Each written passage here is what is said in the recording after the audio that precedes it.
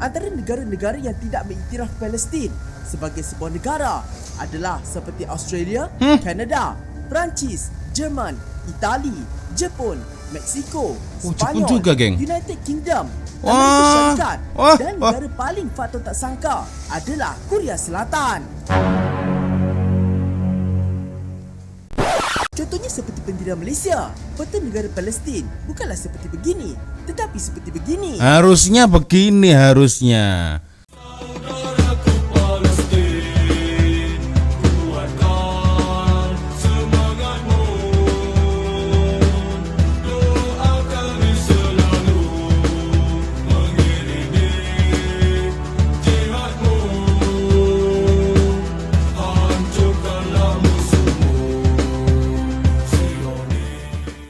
Yo, what's up, Re? Assalamualaikum warahmatullahi wabarakatuh. Hai, Re. Bertemu lagi ada saya di sini, Wak Loncong Salam Lonjong. Hiya. Apa kabar kawan-kawan? Semoga semua dalam kondisi yang sehat ya. Amin ya rabbal alamin. Oke, Re. Seperti biasanya, kalau video dari Faktau Channel mengupload sebuah video baru, geng ya, ramai sekali kawan-kawan yang minta saya untuk mereview atau mereaction video terbaru dari Faktau Channel, geng ya. Dan ini dia, geng, videonya, geng ya. Tajuknya cukup menarik, 10 fakta menarik tentang Palestina yang ramai tak tahu. Oke, Re, langsung saja ya, tanpa membuang masa, kita akan nonton sama-sama seperti apa videonya. Tapi, Re, seperti biasanya ya, untuk kawan-kawan yang mungkin belum sholat, hanya sekedar mengingatkan jangan lupa sholat dulu, Re ya. Oke, langsung saja kita mulai, geng. Videonya seperti apa nih ya. Oke. Hampir keseluruhan video dan channel di media sosial kini menceritakan tentang isu Palestin yang terkini daripada segi perjuangan, penindasan dan persempadanan.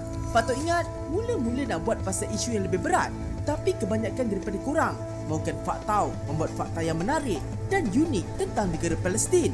Oleh itu dalam video kali ini kita akan menyingkap mengenai fakta yang jarang orang perkatakan dan mungkin tak tahu pun tentang negara Palestin ini. Malah terdapat satu fakta yang berlaku melibatkan Malaysia dan ia terjadi baru-baru ini. Nak tahu apa? Jom kita kibarkan bendera dan mulakan. Palestina. 10 fakta menarik tentang Palestin Alright. yang ramai tak tahu. Sebelum tu jangan lupa subscribe Faktau tau. Subscribe. Dan jangan lupa tekan loceng. Tekan lonceng juga, geng. 10. Adakah ini Masjid Al-Aqsa? Kalau korang Google Masjid Al-Aqsa di Palestin, pasti gambar ini yang terkeluarkan. Malah banyak portal-portal terkenal turut menggunakan gambar ini sebagai gambaran kepada Masjid Al-Aqsa. Maksudnya ini bukan Masjid Al-Aqsa ke? Jawapannya adalah ya dan tidak. Kekeliruan ini sebenarnya telah lama berlaku, di mana sebenarnya yang korang tengok ini adalah dikenali sebagai Kubah Al-Sakra atau dalam bahasa Inggerisnya Dome of Rock.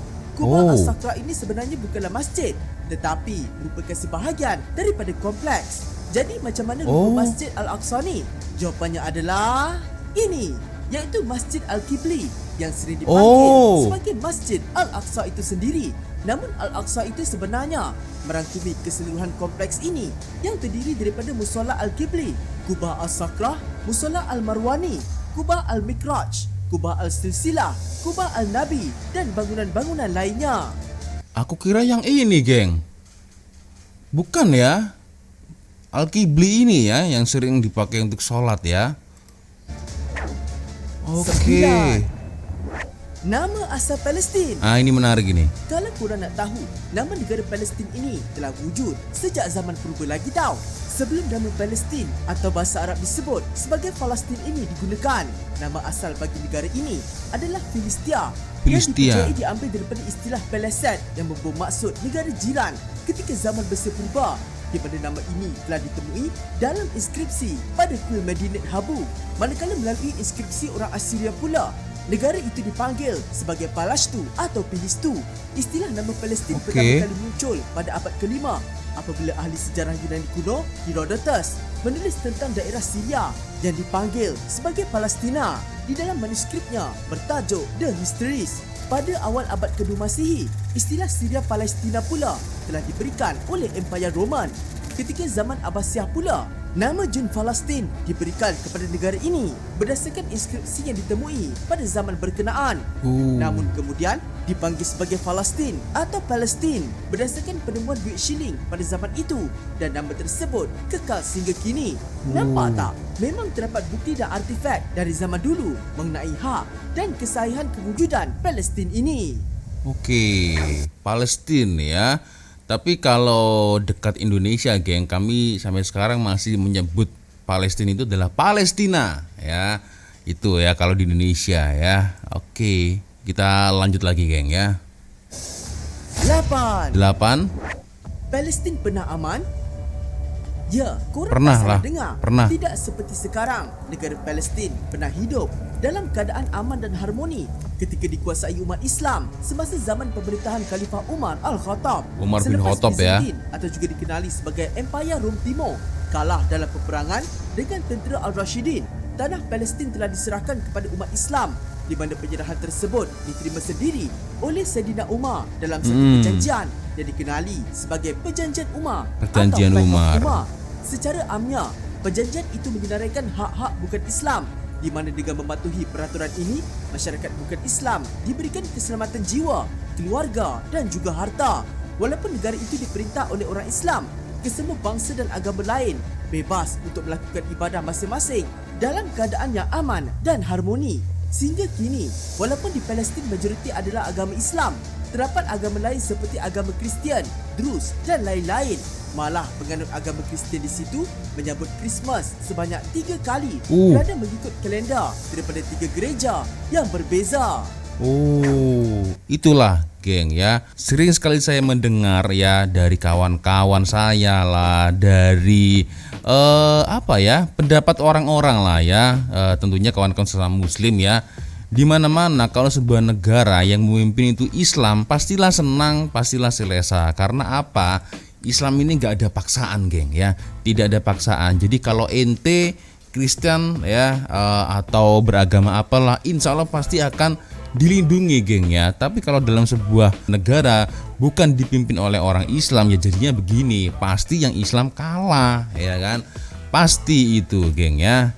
Nah, seperti macam ini, geng ya. Dulu semasa di zaman Umar bin Khattab ya, apa-apa senang, apa-apa mudah, apa-apa tenang ya, mau beribadah tenang. Apalagi kalau sami-sami disebutkan oleh admin tadi ya, orang-orang Kristen di sana itu merayakan Natal ya sampai 3 kali dalam 1 tahun ya kan. Berarti ini terbukti dengan hal macam ini ketika sebuah negara ini dipimpin oleh pemimpin Muslim, pemimpin Islam ya, tidak ada tekanan sama sekali, geng ya. Tapi beda lagi kalau yang memimpin ini adalah orang yang bukan Muslim ya.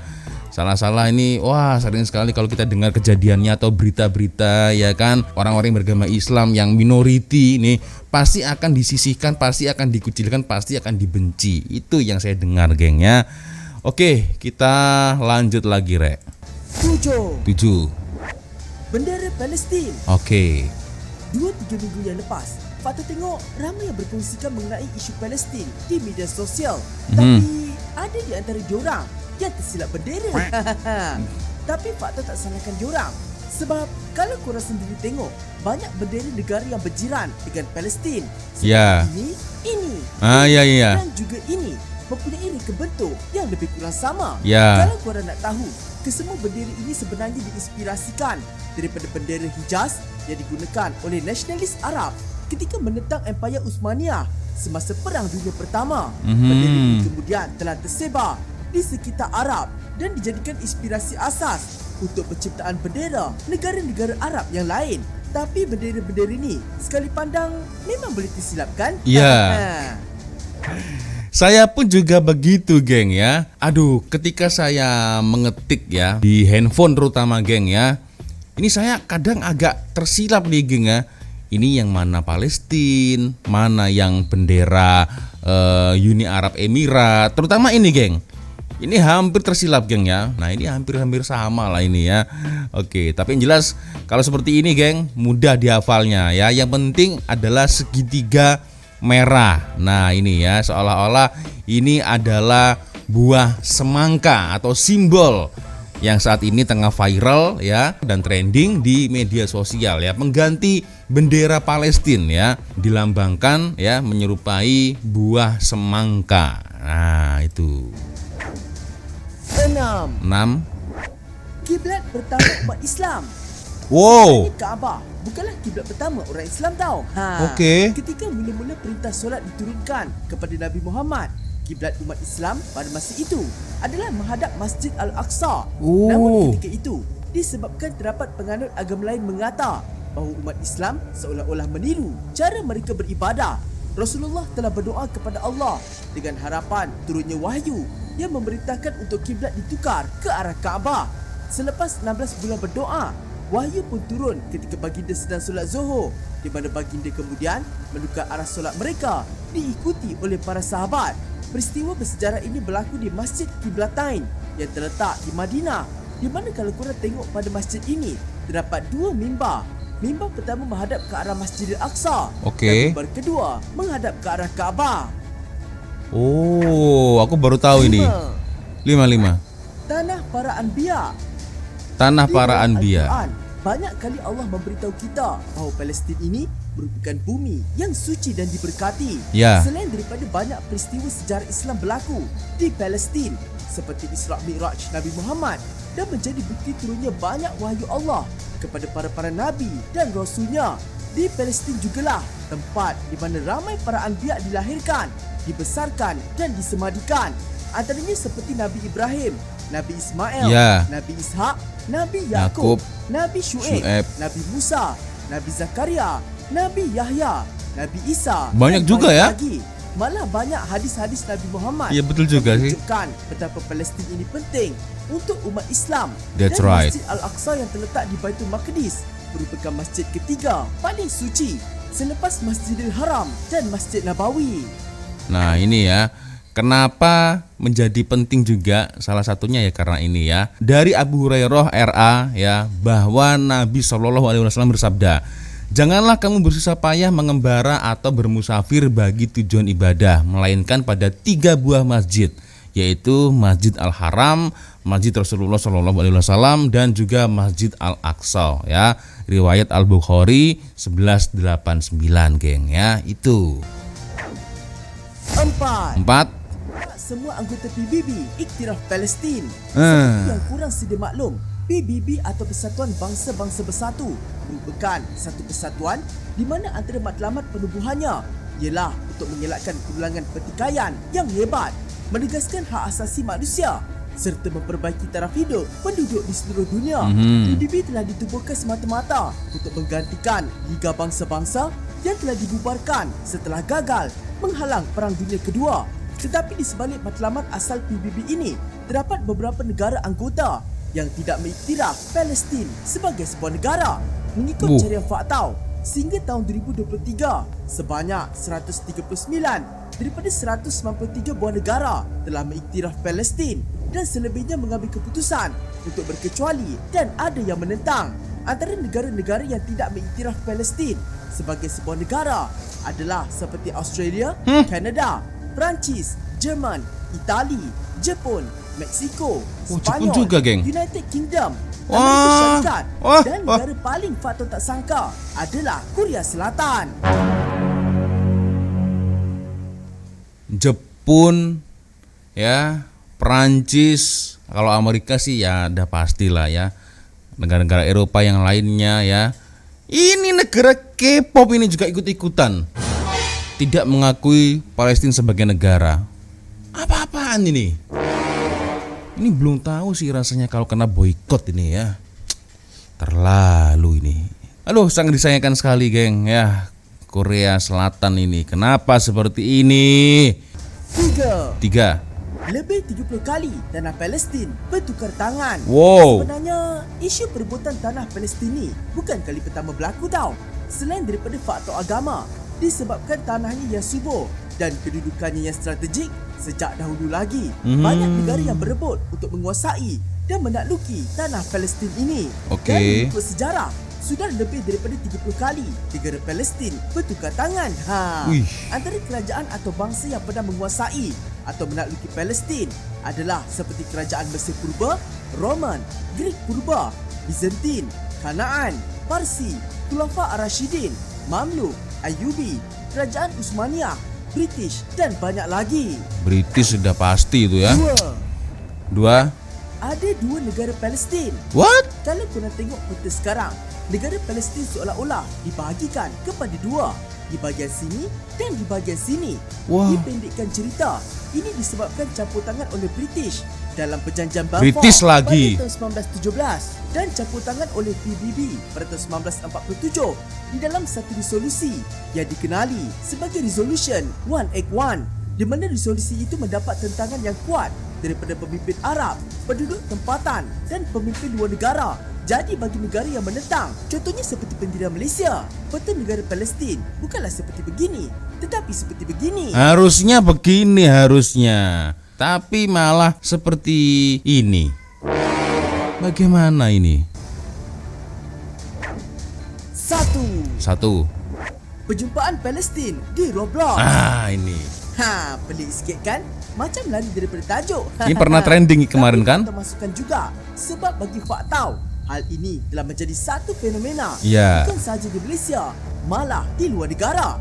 Menurut laporan, platform game Roblox telah membuat undang-undang di mana pemain yang menggunakan perkataan yang berkait dengan Palestin akan diban serta-merta. Perkara ini telah mendatangkan kemarahan ramai pihak, khususnya di Malaysia, sehinggakan seorang guru sekolah dan streamer game yang dikenali sebagai Cikgu Zaid bersama Cikgu Zaid kumpulannya telah bertindak membina satu peta di platform tersebut sebagai tempat untuk mengajukan perjumpaan Palestin besar-besaran sebagai tanda tidak puas hati kepada undang-undang yang dibuat Roblox.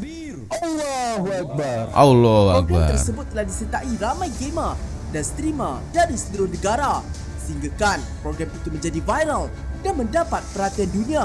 Terbaiklah Cikgu Zaid. Siapa di antara Mantap. korang yang join program ni? Cuba kongsikan di komen. Oke. Itu saja. Sampai segitunya geng ya. Barang siapa ya atau sesiapa yang menggunakan kata Palestina ya, langsung kena blok geng ya, kena ban ini. Terlalu ya kan. Ini adalah sebuah fenomena yang trending satu dunia ini geng ya. Yang berkait dengan Palestina akan diban serta Yang berkaitan dengan Palestina akan diban. Sampai segitunya ya. Dasar Yahudi nih ya. Ini awalnya nih dari Malaysia nih seperti ini nih. Berawal dari Malaysia ya kan, melakukan sebuah unjuk rasa ya, atau melakukan sebuah protes ya untuk Palestina merdeka ya kan. Akhirnya sesiapa yang menggunakan bendera Palestina, kata-kata Palestina ya, langsung kena ban akunnya ini ya. Segitunya ya Yahudi membenci Palestina ini ya. Astagfirullahaladzim. Ya. Oke geng, gimana menurut kalian? Boleh komen di ruang komentar geng ya. Aduh, ya.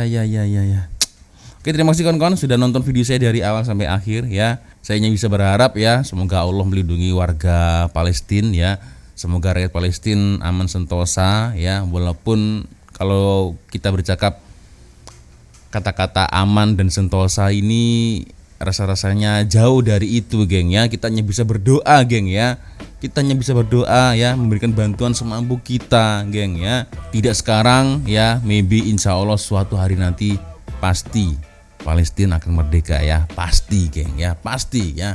Oke, ya sepertinya cukup sudah untuk video kita kali ini. Terima kasih kawan-kawan sudah nonton video saya dari awal sampai akhir geng ya.